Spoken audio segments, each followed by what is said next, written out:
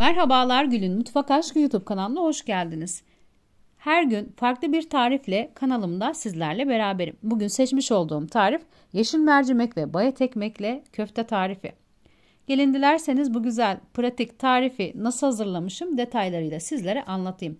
Tavanın içerisine 1 su bardağı mercimeği aldım. Sonrasında yıkadım. Üzerine 1 su bardağı su ilavesi yaptım. Ben bu işlemi bir gece öncesinden yapıyorum. Tavayı ocağa aldım. İçerisindeki su kaynayana dek gördüğünüz gibi mercimeği pişiriyorum.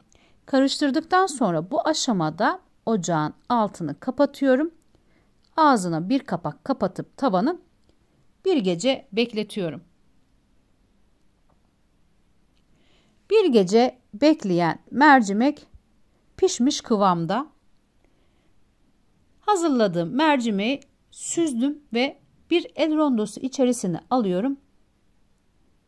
Çekmek için. Çektiğim mercimeği bir kabın içerisine aldım. Herkesin gönül rahatlığıyla yapabileceği bu güzel lezzeti sizlerle paylaşmak istedim. Et sevmeyenlere de güzel bir alternatif olacağını düşünüyorum. Bir tane bütün ekmeği dilimlere ayırmıştım. Küçük parçalar halinde kabın içerisine ekliyorum. Dilediğiniz ekmekle yapabilirsiniz. Ben ekmek olarak halk ekmeği kullandım. Gördüğünüz gibi ekmeği küçük parçalar halinde doğruyorum. Dilediğiniz miktarda köfteyi hazırlayabilirsiniz. Daha az ya da malzemeleri daha fazla kullanarak. Gördüğünüz gibi dereotu, maydanoz, bir diş sarımsak, orta boy bir kuru soğanı kullanacağım tarif için.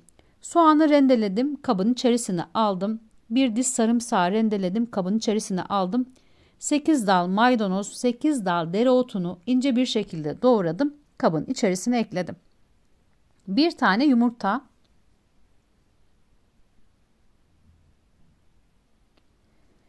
bir çay kaşığı pul biber,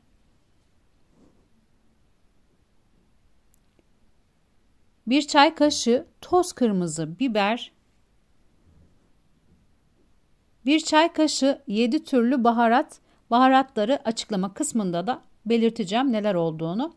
Yarım çay kaşığı kadar taze çekilmiş karabiber, 2 çay kaşığı tuz, 1 yemek kaşığı un, 1 çay kaşığı karbonat ilave ettikten sonra kabın içerisindeki malzemeleri bir köfte kıvamına gelinceye dek yoğuracağım. Söylediğim gibi tarif pratik ve lezzetli bir tarif, garanti bir tarif. Herkes gönül rahatlığıyla hazırlayıp zevkle tüketebilir. İçerisindeki malzemeler evde olan herkesin evinde elinin altındaki malzemeler. Dilerseniz gün içerisinde, dilerseniz akşam yemeğinde bile tüketebilirsiniz. Bu güzel lezzeti çok doyurucu ve pratik bir tarif. Köfte istediğim kıvama geldi. Görüyorsunuz ve bu aşamada köfteyi biraz daha yoğurduktan sonra şekil vermeye başlayacağım. Elime su değdirerek hazırlayacağım köfteyi. Suyu kenara aldım ve hazırladığım karışımdan parçalar kopartıp elimin içerisine su değdirip köfteye şekil verip tabağın içerisine alacağım.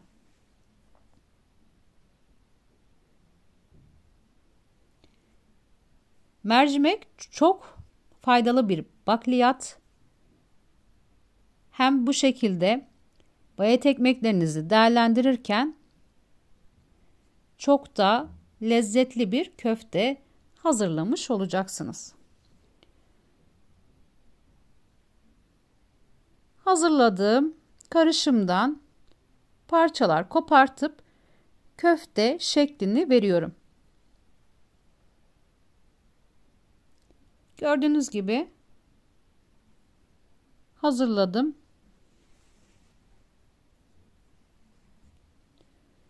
Görüntüsü et köftesini andırıyor. Lezzeti de bir o kadar güzel.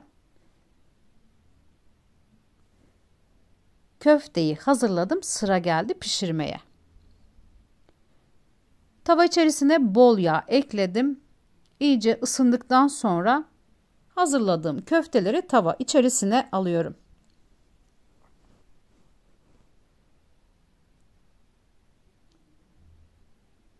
Orta ateşte çevirerek pişireceğim köfteleri.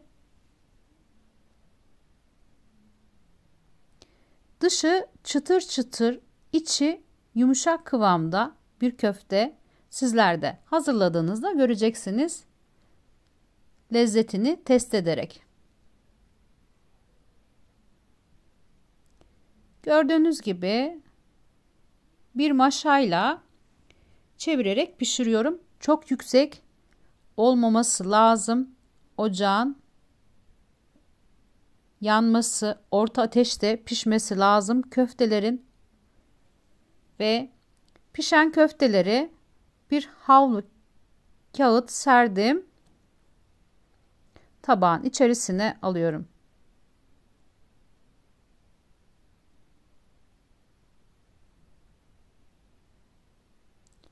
Tekrardan tava içerisine köfte ekliyorum.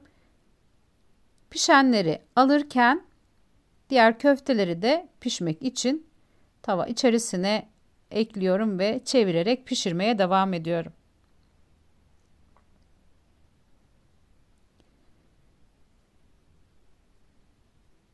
Büyüklerin ve çocukların severek yiyebileceği bir köfte tarifi. İçerisinde yeşil mercimeğin olduğu bu güzel lezzeti sizlere nacizane dilimin döndüğü kadar anlatmaya çalıştım. Yeşil mercimek ve bayat ekmekle güzel bir tarif oldu. Şimdiden hazırlayacaklara afiyet olsun. Kanalıma abone olmayı ve beğeni yapmayı unutmayın lütfen. O güzel yorumlarınızı videomun altına bekliyorum. Sizlerin görüşleri benim için çok değerli. Tarifin malzemelerini neyi ne kadar kullandığımı açıklama kısmında belirteceğim. Oradan da bakabilirsiniz. Bir tarifin daha sonuna geldim. Başka bir tarifte görüşmek üzere.